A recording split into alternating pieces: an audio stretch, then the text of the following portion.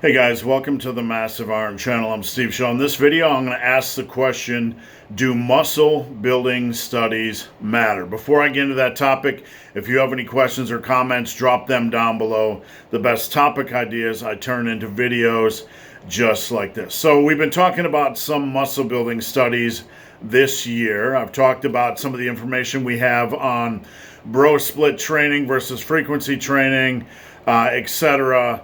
We've been talking about volume, we've been talking about different training paradigms, and we've been tossing around the term meta-analysis. And this is what we're going to focus on in this video. Invariably, because I'm talking about muscle building studies, there is some fatigue when it comes to studies. We all know how this works. We'll see a study one day about something, and then the next week we have something that contradicts it. And we get a little bit of study fatigue. I get that. I understand it. I have it myself. One thing that can drive me crazy is when you are dealing with people that like to share studies but don't understand how studies work, and they just kind of follow along and talk about a study and change their habits without looking at the bigger picture, which is the meta-analysis. So, when you guys are introduced to a study, what you need to do is also look at the meta-analysis. We're going to get into that and what it is in just a second.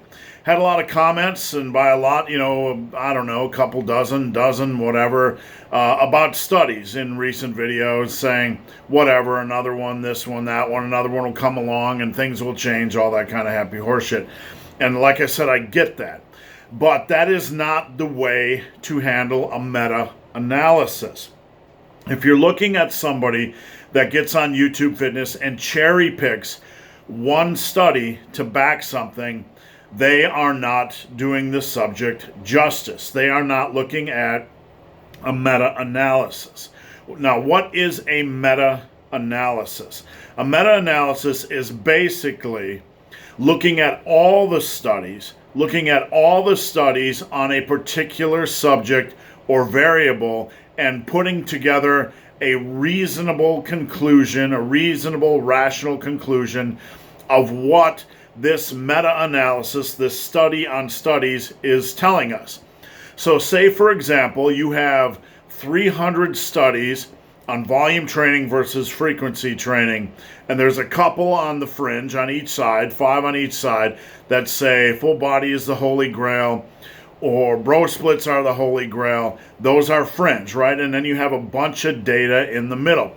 Anybody could cherry pick one of the fringe studies. See, this is why a bro split is better. See, this is why frequency training is better. What a meta-analysis does is, again, we study all the studies. The experts look at all the data on all the, on everything available. This is a legitimate study of the studies, and we will come out with a rational, reasonable conclusion on what all the data is telling us. This is not a biased outcome based on one look. It is the best possible look at a subject.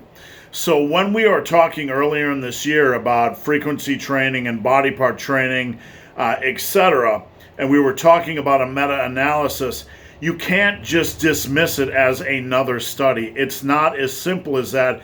It's not like that.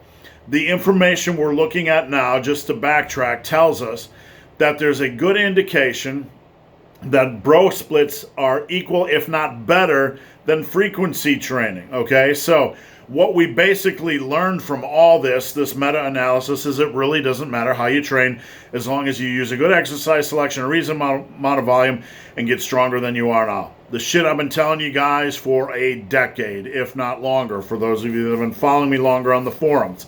The same shit I've been preaching forever. That's what the meta-analysis is telling us, okay? You can't dismiss it as a single one-off study. Oh, there'll be a contradictory study next year. No, that's not how it works. There might be another meta-analysis in 3 to 4 years after we have put together more studies, But it's not as simple as, oh, this is just another study, toss it in the pile. I'm going back to my favorite, work on it, I'm going to ignore the science. Do you need to know the science when it comes to lifting? Well, you need to have some basic reasonable tools in your toolbox to get to where you want to go. And those are the tools that I teach on this channel. But you can't simply fly blind. But do you need to know the science when it comes to building muscle? Well, you need to challenge yourself. You need to be consistent. You need to have a reasonable exercise selection, a reasonable amount of volume. You need to nail your nutrition. You need to get a lot stronger than you are now. Those are some basic pillars of success, and it's a little bit more complicated than that. But when I preach these pillars, I'm trying to dial you guys in to the basics. And once you can understand, okay, I got to master these basics, these fundamentals, and then I can kind of expand out. So do you need to know the science when it comes to building muscle? Not necessarily. You just need to know the good basic fundamentals and get on track with those. So bottom line, when you see a study, a standalone study, it's good to compare it versus the current meta-analysis to see where it stands. If you see a meta-analysis online and then you see somebody just giving you a knee-jerk reaction like it doesn't matter, it's just one study. A meta-analysis is not one study. It is a study of all the studies, and in general gives us the best snapshot, the best look at what the current research is indicating. So guys, hope this video has been of some help. If you have any questions or comments, drop them down below. If you made it this far in this video and have yet to subscribe to my channel, please do. I'd appreciate the support.